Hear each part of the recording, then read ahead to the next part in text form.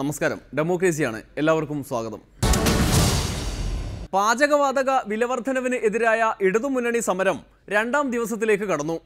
എല്ലാ സമരങ്ങളും ജയിക്കാൻ കഴിയില്ല എന്ന പാർട്ടി തിരിച്ചറിവിന്റെ ഭാഗമായുള്ള സമരങ്ങളാണ് സമീപകാലത്തായി CPIMന്റെ നേതൃത്വത്തിൽ പരക്കെ നടക്കുന്നത്.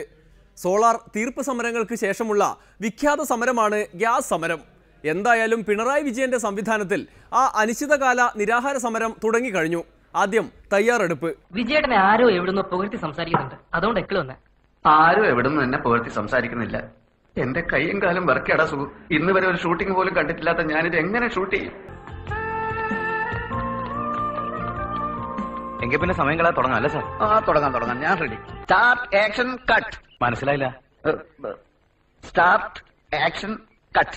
ഇതില് ഏതാണ് മനസ്സിലാവാത്തത്? അപ്പൊ ലൈറ്റപ്പ് ഒന്നും ചെയ്യണ്ടേ? ചെയ്യണം. ലൈറ്റപ്പ് ചെയ്തോളൂ. ആദ്യം ക്യാമറ എവിടെ വെക്കണമെന്ന് പറയൂ. ക്യാമറ ഇവിടെ എന്തെങ്കിലും വെക്കണ്ട, കുറച്ച് അങ്ങോട്ട് മാറ്റി വെച്ചോളൂ. പിണറായി നല്ല സംവിധായകനാണെന്ന് കോൺഗ്രസുകാരെ കൊണ്ട് കൂടി പറയിച്ച കാലമാണിത്.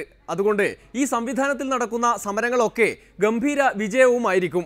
പരാജയ സമരങ്ങൾക്ക് ശേഷം നാടുനീളെ നടക്കുന്ന നിരാഹാരം എത്ര കാലം നീണ്ടു നിൽക്കുമെന്ന് ശത്രുക്കൾ കളിയാക്കി ചോദിച്ചു തുടങ്ങിയിട്ടുണ്ട്. എല്ലാ സമരവും ജയിക്കാനുള്ളതല്ല എന്ന് കോടിയേരിയെ പോലുള്ളവർക്ക് നന്നായി അറിയുകയും ചെയ്യാം. ശക്തമായ പോരാട്ടം വഴി മാത്രമേ ഈ ജനവിരുദ്ധമായ നിലപാടുകളെ തിരുത്തിക്കാൻ സാധിക്കുകയുള്ളൂ. ഉമ്മൻചാണ്ടി ഇപ്പോൾ പ്രചരിപ്പിക്കുന്നത് നിങ്ങളുടെ സമരമൊക്കെ തോറ്റുപോവുകയല്ലേ. സമരം ചെയ്തിട്ടെന്താണ് കാര്യം? ഇന്നലെ ഒരാൾ എന്നോട് ചോദിച്ചു, ഈ സമരവും നിങ്ങൾ വഴിക്ക് വെച്ച് നിർത്തുമോ എന്ന്. നിങ്ങൾ നടത്തുന്ന സമരങ്ങളൊക്കെ വിജയം കാണുന്നില്ലല്ലോ എന്നാണ് ചിലർ നമ്മുടെ സമരത്തെക്കുറിച്ച് ആക്ഷേപിക്കുന്നത്. നമ്മൾ നടത്തിയ പല സമരങ്ങളും വിജയിച്ചിട്ടുണ്ട്. ചില സമരങ്ങൾ വിജയത്തിലേക്ക് എത്താതെയുമുണ്ട്. എല്ലാ സമരങ്ങളും വിജയിക്കണമെന്നില്ല. തോളോട് തോളു ചേരാം, കൈയോട് കൈ കോർക്കാം. തോളോട് തോളു ചേരാം, കൈയോട് കൈ കോർക്കാം. എല്ലാ സമരങ്ങളും വിജയിക്കണമെന്നില്ല.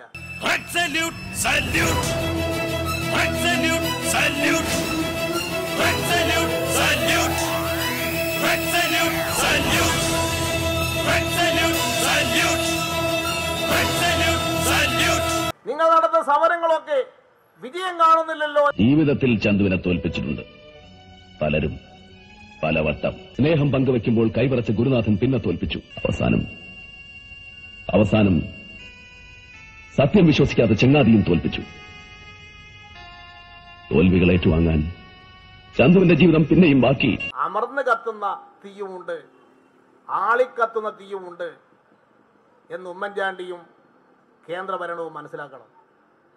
ഈ അമർന്ന് കത്തുന്ന തീ അത് അവസാനം ഒരു സ്ഫോടനമായിട്ട് മാറും.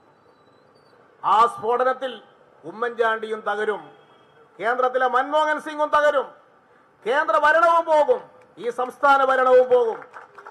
അതിനുവേണ്ടിയുള്ള ഉജ്ജ്വലമായ പോരാട്ടത്തിന്റെ ഭാഗമാണ് ഈ കേരളത്തിലുടനീളം നടക്കുന്ന ഈ സമരം എന്നവർ മനസ്സിലാക്കണം. ഇതൊരു അക്രമ സമരമല്ല, ഇത് ബസ്സിന് കല്ലെറിയുന്ന സമരമല്ല, ഇത് സെക്രട്ടേറിയറ്റ് തള്ളിപ്പൊളിക്കുന്ന സമരമല്ല. ജനങ്ങളുടെ സഹന സമരമാണ്. ജീവിക്കാൻ വേണ്ടിയുള്ള പോരാട്ടമാണ് ഞങ്ങൾ ഏറ്റെടുത്തിട്ടുള്ളത്.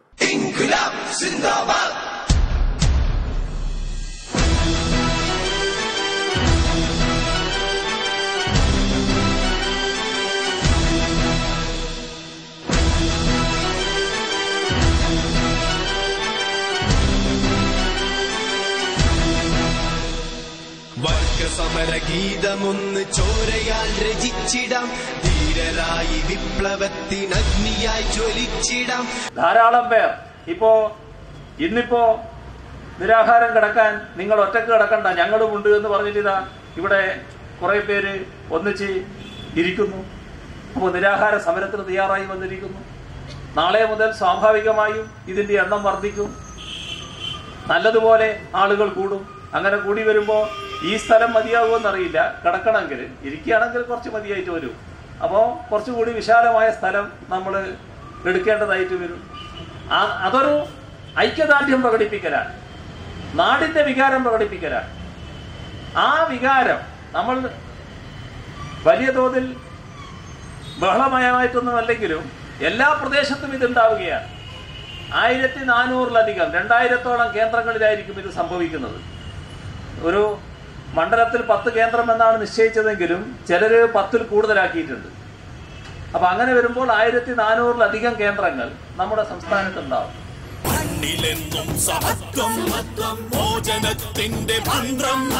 സമരമെങ്കിൽ സമരം, മരണമെങ്കിൽ ഒഴുകിടും ഞങ്ങളെന്നും പുതിയ ലോകം പണിയും.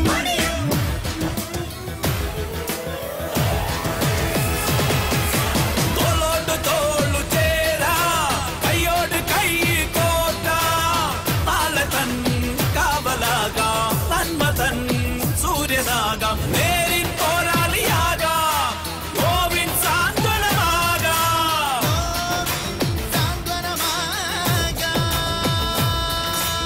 ജീവിതത്തിൽ ചന്തുവിനെ തോൽപ്പിച്ചിട്ടുണ്ട് പലരും പലവട്ടം. സ്നേഹം പങ്കുവെക്കുമ്പോൾ കൈവറച്ച ഗുരുനാഥൻ പിന്നെ തോൽപ്പിച്ചു. അവസാനം സത്യം വിശ്വസിക്കാത്ത ചെങ്ങാതിയും തോൽപ്പിച്ചു. തോൽവികൾ ഏറ്റുവാങ്ങാൻ ചന്തുവിന്റെ ജീവിതം പിന്നെയും ബാക്കി. ഈ അനിശ്ചിതകാലം യഥാർത്ഥ അനിശ്ചിതകാലം തന്നെ ആയിരിക്കട്ടെ എന്ന് ആശംസിച്ചുകൊണ്ട് ഒരു ഇടവേളയിലേക്ക്. അത് കഴിഞ്ഞ് കമ്മ്യൂണിസ്റ്റ് സാഹിത്യ വിചാരം. You should ever think of leaving me, don't let it go too far. എന്റെ കൂടെ പാടു നീ സിൽസില ഹേ സിൽസില, സിൽസില ഹേ സിൽസില, സിൽസില ഹേ സിൽസില.